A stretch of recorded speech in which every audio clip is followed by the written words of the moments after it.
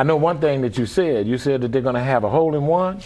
Actually, we're giving away a brand new Mustang convertible. We're having a hole-in-one contest. So if you're a golfer, you need a car, come out.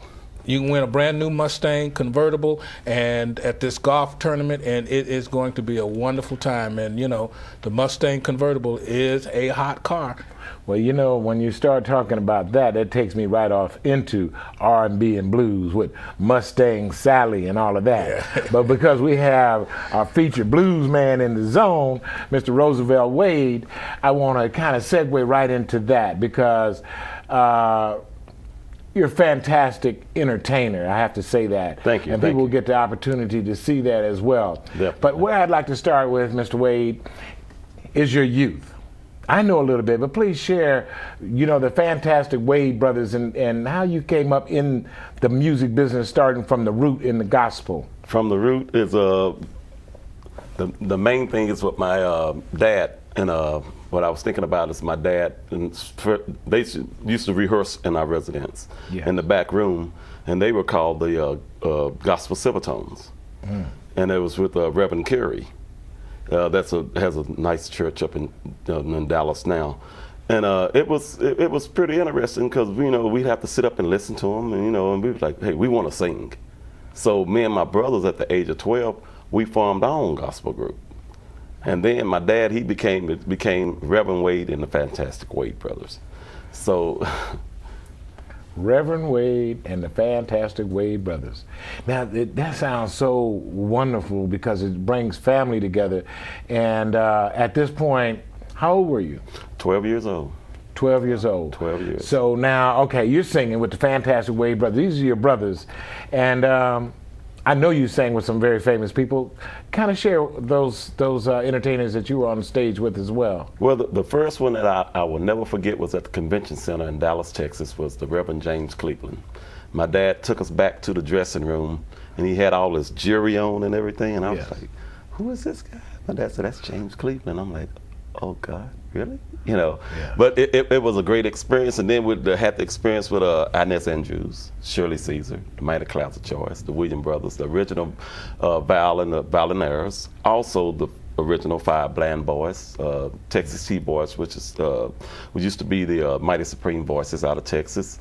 And it was just so many of them, you know, to where we could sit on, because I used to, when we used to go to these shows, the most favorite person I loved, because I loved singing tenor, was Willie Neal Johnson in the gospel keynotes, and Paul Beasley.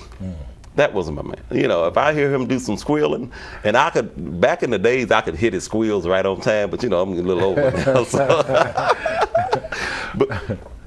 Okay, I was going to point to this painting of yours, because not only do you sing and you have the Fantastic Wade Brothers, the artist that did this rendition of you is family member as well. Definitely. I try to keep everything in the family, just like in Texas. We have family members. His name is Greg Aaron, and he's an artist. And then we have, you know, funeral homes there, and you know, everybody try to stay together, because that's how more or less my grandfather had it. If it was a function going on, everybody was in the country, you know, playing in the sticker bugs. Right, okay. Well, you know what, when you talk about that and we talk about family, I know we have a coming home party coming up. That's going to be the latter part of this month or next month for Memorial Day. Memorial Day coming home party for Mr. Roosevelt Wade. Now, in doing that, you know, in the Jazz Zone, we always honor a particular artist that has really put forth a major effort in this business. And I know this year we're honoring a friend of yours. And let's speak about Mr. Bobby Patterson for a moment as well. Okay. Yes. Mr. Patterson, I've been knowing him for a long time.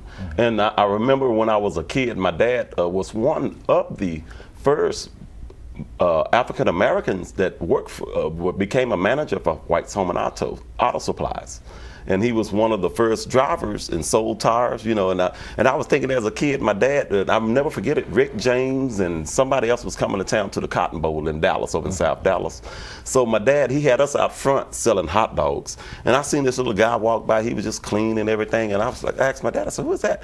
Oh, that's Bobby Patterson. He's Bobby Patterson in the Mustangs. I was like, oh, okay. And then not knowing after all these years to meet him again and then go to Europe with him, you know, yes. I had a wonderful time, you know, a lot of times in Europe with him. We traveled all over, you know, and he's set up my successfulness for, you know, what I'm doing now, you know, more or less keeping me in the business and keeping my head straight. So you opened up some shows for him. He's kind of mentoring you as he goes through that. Definitely. Well, you know what, that's a wonderful position to be a mentor and to be mentored as well. And for us in the Jazz Zone, a wonderful opportunity to celebrate and honor a man of that stature. Right. But because we're going to go home and do that, and I know you're going to be one of the featured artists at the Southern California Black Chamber of Commerce event, especially when they get ready to go and do some bid whiz. Am I right there, brother? Yeah. So, what I would love to do, Brother Wade, yes, sir, is if you give us some. You know, that's fine. I want to catch, and I want the audience to catch some of this beautiful music that I have heard you sing